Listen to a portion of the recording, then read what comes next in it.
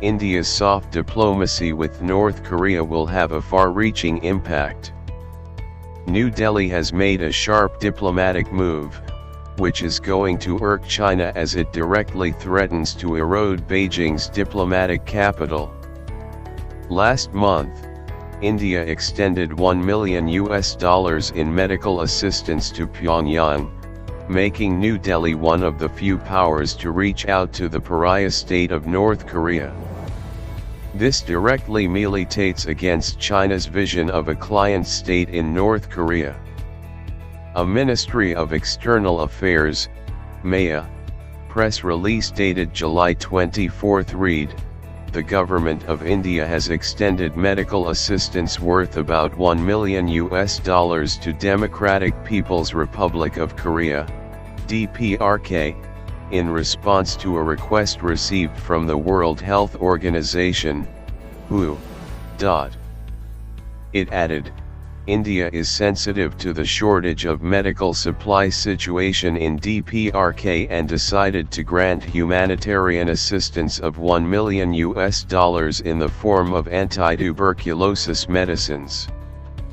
The medical assistance is under the aegis of an ongoing World Health Organization's WHO anti-tuberculosis program in DPRK.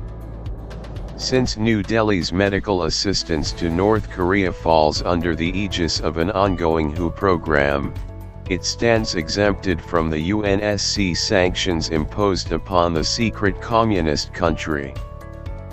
By sending medical aid to a communist country, which is seen as Beijing's client state, India is sending a message to Beijing at a time when the Indian Army and the Chinese People's Liberation Army, PLA, are locked in a military standoff.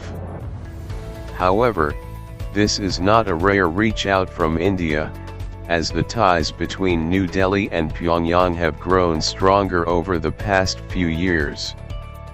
Recently, the Indian ambassador to North Korea, Atul Malhari Gurtsev, had hit headlines in North Korea after he presented a floral basket to the country's supreme leader Kim Jong-un on the occasion of the 8th anniversary of the conferment of the title of Marshal on Kim Jong-un. Gurtsev himself is the first Indian Foreign Services (IFS) level officer to be posted in North Korea in many years, showing how New Delhi has been focusing on the communist country for the past years. Gurtsev himself was appointed as India's ambassador in 2018, just before the visit of General RETD V.K. Singh, the first Indian minister to visit North Korea since 1998. During his visit to North Korea, Singh had underscored the threat from nuclear proliferation and had also conveyed New Delhi's concerns in the context of the proliferation linkages with neighborhood to the North Korean leaders. India had shown first signs of being concerned with North Korea's nuclear program, and this is where New Delhi's soft diplomacy in the isolated country becomes very relevant. As such, India has historical ties with both the countries in the Korean peninsula. When it comes to the communist side of the Korean peninsula, North Korea, India is a major player, being the second biggest trade partner of Pyongyang, next only to China.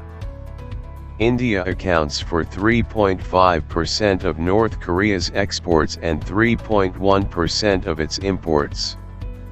New Delhi reaches out to North Korea, despite the latter being a small, isolated country. This can be described as a vestige of the non-alignment policy. India continues to interact with countries which the West detests, though New Delhi's ties with the Western world have been peaking with India's affirmative status as the world's biggest democracy. As such, India's role in the Korean peninsula is growing bigger and bigger, and New Delhi wants to reach a vantage point from where it can play mediator in the nuclear deal negotiations between the US and North Korea.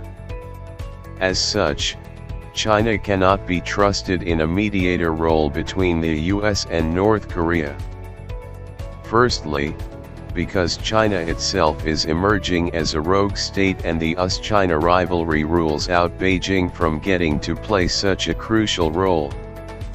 Secondly, North Korea is Beijing's client state, and as such the paper dragon would be more tempted to harm Washington's interests rather than help it secure a favorable deal. India has a long-standing diplomatic heft in the Korean peninsula. During the Korean War, India was one of the few countries to have played a neutral and humanitarian role.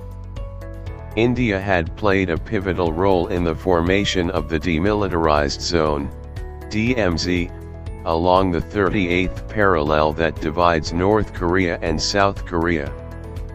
The Custodian Forces India, CFI, had played the biggest role in rendering humanitarian assistance to the troops and civilians on both sides, while other countries were engaged in pursuing their diplomatic ambitions.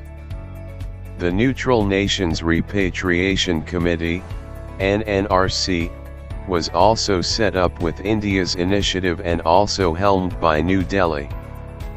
As such, the task of processing repatriations and persuading prisoners of war to return to their own countries was also undertaken by the CFI, that consisted of both military troops and civilian personnel. It was partly due to India's efforts that the Korean War ended and tempers calmed down on both sides. India's role in the Korean peninsula today is only an extension of the farsightedness shown during the Korean War. Today, India's political and economic heft is much larger than what it was during the Korean War.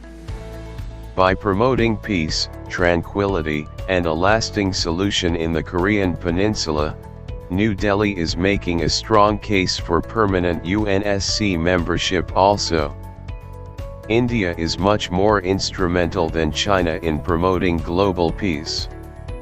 As far as Asia's participation in the UNSC is concerned, it should be represented by a peaceful India, and not a belligerent China. Thank you. Don't forget to subscribe.